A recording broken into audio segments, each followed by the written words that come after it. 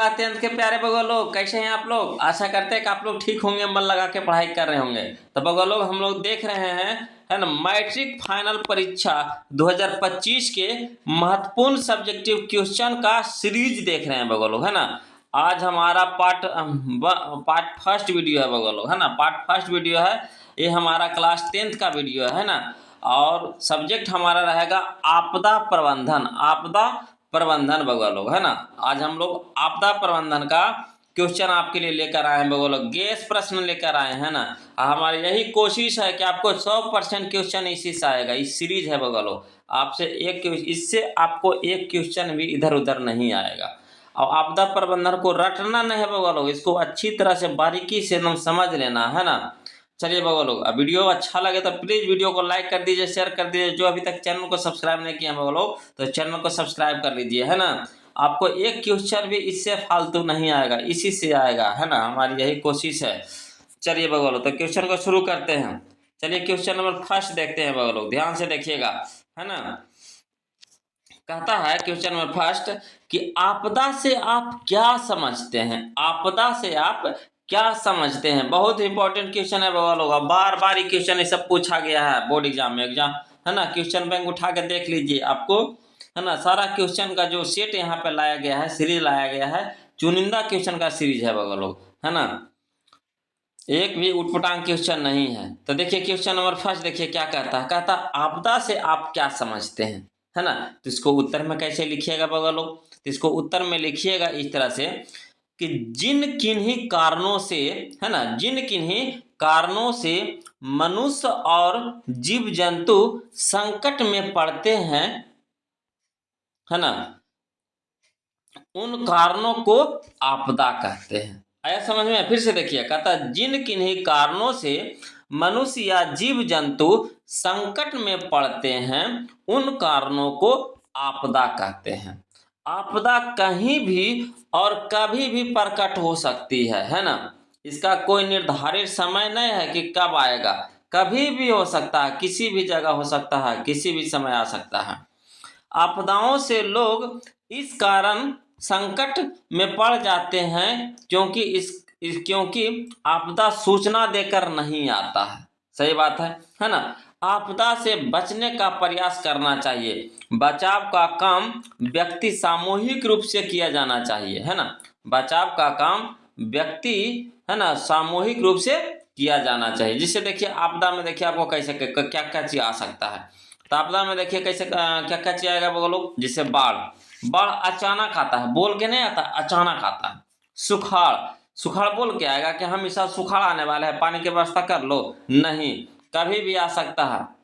Tsunami, tsunami बोल के आएगा, नहीं, ऐसा अचानक आता है। चक्रवात, आतंकवाद, ये सब बहुत से, है ना, इत्यादि बहुत तरह का है ना, जो अचानक आता है, इसी को आपदा कहते हैं। आशा करते हैं कि आपको समझ में आ गया होगा वो लोग, है ना। इसको क्या करना है, एक दो बार पढ़ करके इसको अपनी भाषा में इसको उतार लीजिए, मतलब इसको लिख लीजिए। अगर कॉपी पर लिख लिया आप अपनी भाषा में, समझिए क्वेश्चन आपका अपना हो गया, है ना। इसी तरह से एग्जाम में लिख दीजिएगा, एक भी नंबर नहीं कटेगा वो लोग। चलिए क्वेश्चन नंबर 2 देखते हैं। कहता है क्वेश्चन नंबर 2 कि आपदा कितने प्रकार का होता है। आपदा कितने प्रकार का होता है। बहुत ही आसान क्वेश्चन है बगल लोग, लिखिएगा। आपदा 2 प्रकार का होता है। पहला है प्राकृतिक आपदा और दूसरा है मानव जनित आपदा। पहला है प्राकृतिक आपदा और दूसरा है मानव जनित आपदा। क्लियर है। तो आपदा कितने प्रकार का हो गया, 2 प्रकार का। चलिए क्वेश्चन नंबर हम लोग 3 देखते हैं बगल लोग, है ना। क्वेश्चन नंबर 3 कहता है कि प्राकृतिक आपदा क्या है। प्राकृतिक आपदा क्या है, तो इसको उत्तर में लिखिएगा इस तरह से लिखिएगा। वैसा आपदा जो प्रकृति द्वारा घटित होता है या होती है, उसे प्राकृतिक आपदा कहते हैं, है ना। वैसा आपदा जो प्रकृति द्वारा घटित होती है, उसे प्राकृतिक आपदा कहते हैं। जैसे में हो गया भूकंप, प्राकृतिक आपदा है। बाढ़, सूखा, सुनामी, तूफान आदि, ये सब क्या है, प्राकृतिक आपदा है।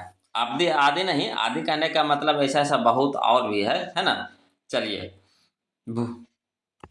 क्वेश्चन नंबर 4 देखते हैं बगलो। देखिए क्वेश्चन नंबर 4 क्या कहता है। कहता है मानव जनित आपदा क्या है। मानव जनित आपदा क्या है?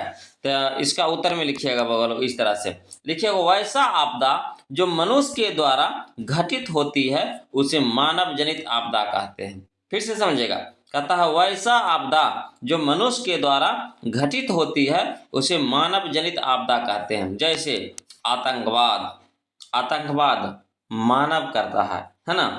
आग लगना मानव के द्वारा होता है। रेल दुर्घटना मानव के द्वारा होता है। सड़क दुर्घटना मानव के द्वारा होता है। और भी बहुत सारा है ना, इत्यादि लिख सकते हैं। तो समझ में आ गया होगा बगल लोग, है ना। अब चलिए क्वेश्चन नंबर हम लोग 5 देखते हैं, है ना। 10 क्वेश्चन का सीरीज लाए हैं बगल लोग। हर एक वीडियो में आपको 10 क्वेश्चन का सीरीज मिलेगा। चलिए अगला क्वेश्चन है क्वेश्चन नंबर 5, आपदा प्रबंधन की आवश्यकता है क्यों? आपदा प्रबंधन की आवश्यकता है क्यों? तो इसका उत्तर में लिखिएगा बोलो इस तरह से कि आपदा प्रबंधन की आवश्यकता आपदा के पूर्व एवं पश्चात होने वाली क्षति को कम करने से है कि नहीं। आपदा प्रबंधन की आवश्यकता कब पड़ती है कि आपदा जब आए, है ना, या आपदा होने वाले हैं तो उससे जो क्षति हो उसको कम किया जाए। अगर हमें पहले से पता हो जाए कि आपदा आने वाले हैं, है ना, या इस समय आपदा आता है तो हम लोग पहले ही सतर्क हो जाएंगे, है ना, तो क्षति होगा मगर कम होगा, है ना। फिर आगे लिखिए कि प्राकृतिक आपदा और मानव जनित आपदा के घटने से संसाधनों का भारी नुकसान होता है कि नहीं। इसलिए इसका प्रशिक्षण देकर इसके प्रभाव को कम करना चाहिए, है ना। प्रशिक्षण देकर उसको सिखा करके बतला करके कि किस तरह से हम आपदा से बचाव कर सकते हैं, है ना। तो उसके प्रभाव को हम लोग कुछ कर सकते हैं, कम कर सकते हैं। क्या समझे? तो आशा करते हैं कि आपको समझ में आ गया होगा। चलिए बगलो क्वेश्चन नंबर हम लोग 6 देखते हैं। ये भी बहुत अच्छा क्वेश्चन है बगलो, ये सब बार क्वेश्चन आता है ना। इसलिए सब दिमाग में एकदम सबको सेट कर लीजिए, घोर के पी जाइए इसको, है ना। चलिए क्वेश्चन नंबर हम लोग 6 देखते हैं। कहता है बाढ़ किसे कहते हैं? बाढ़ किसे कहते हैं? तो उत्तर में लिखिएगा बगलो कि बाढ़ एक ऐसी प्राकृतिक आपदा है जो सामान्यतः वर्षा ऋतु में नदी में, हाँ, है ना, अतिवृष्टि होने के कारण आती है। फिर से समझिएगा, कहता है बाढ़ एक ऐसी प्राकृतिक आपदा है जो सामान्यतः वर्षा ऋतु में नदी में अतिवृष्टि होने के कारण आती है। जब नदी में अतिवृष्टि होती है तो नदी के जल का स्तर काफी बढ़ जाता है, जिसके कारण नदी का जल आसपास, है ना, फैल जाता है, फैल जाता है, जिसे हम क्या कहते हैं? बाढ़ कहते हैं, जिसे हम बाढ़ कहते हैं। क्लियर है? तो चलिए बगलो क्वेश्चन नंबर हम लोग अब 7 की ओर चलते हैं। इस तरह से समझते चलिए, एकदम एक भी क्वेश्चन परीक्षा में नहीं छूटेगा, है ना, हमारी गारंटी है बगलो।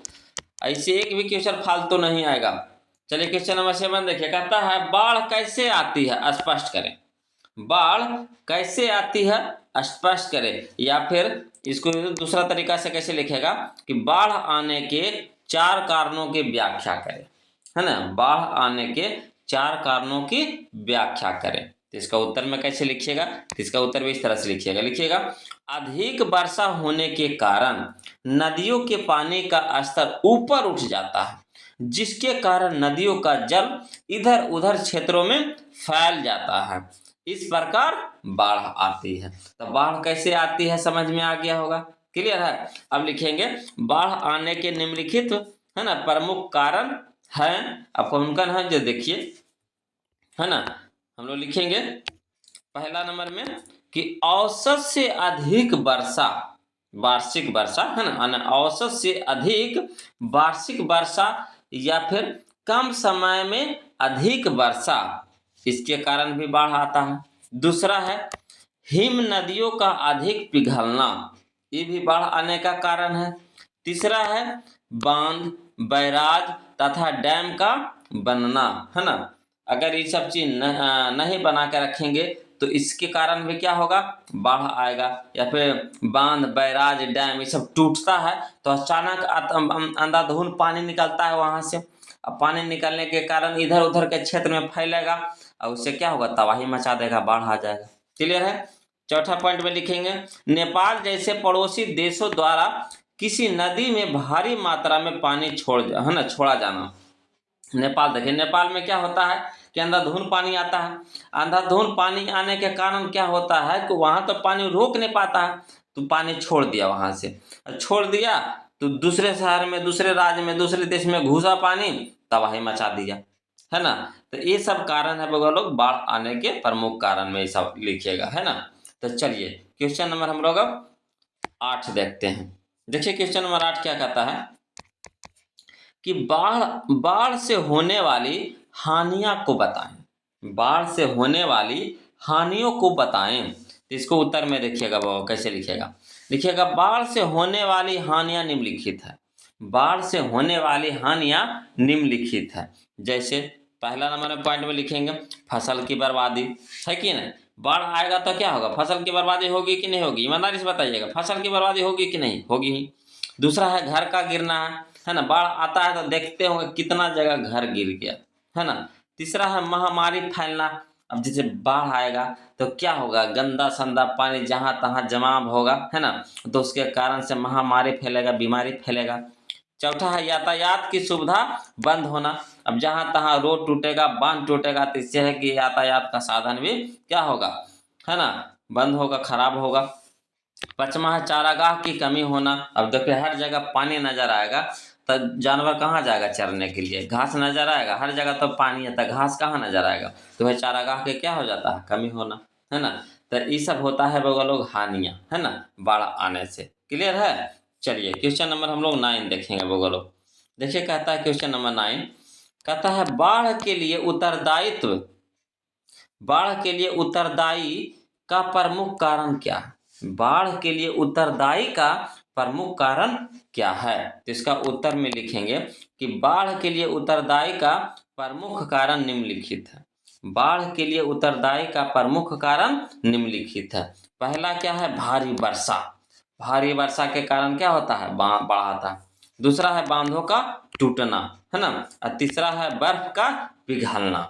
जहाँ जहाँ देखिए पहाड़ी इलाका है, जहाँ से नदियाँ बहती हैं निकलते, जैसे हिमालय है ना, तो वहाँ से बर्फ के वहाँ बर्फ बहुत ज़्यादा मात्रा में रहता है ना। और वहाँ का जो बर्फ पिघलता है जिसके कारण क्या होता है ना, अंधाधुंध पानी के रूप में बर्फ पिघल जाता है। उससे हो जाता है कि वहाँ पूरा पानी ही पानी हो जाता है, जिससे बर्फ आता है ना, बाढ़ आता है। क्लियर है। तो ये था हमारा 9वां नंबर क्वेश्चन। अब चलिए बोलो क्वेश्चन नंबर हम लोग 10 देखते हैं। देखिए कहता है क्वेश्चन नंबर 10 कि बाढ़ से होने वाले लाभों को लिखिए। अब देखिए बाढ़ से हानि तो हम लोग देख लिए, अब बाढ़ से होने वाले लाभ के बारे में भी जानिए। तो इसका उत्तर में कैसे लिखिएगा, लिखिएगा बाढ़ से कुछ लाभ भी होता है, लेकिन है ना हानि के मुकाबले यह बहुत कम होता है। माने हानि ज़्यादा होता है, लाभ क्या होता है, कम होता है। अब जैसे देखिए कहता है खेतों में बाढ़ के आ जाने से, है ना, खेतों में बाढ़ के आ जाने से खेतों में भूमि अधिक उपजाऊ हो जाती है और कई प्रकार के अपशिष्ट पदार्थ भी बाढ़ के पानी में से आ जाते हैं, है ना।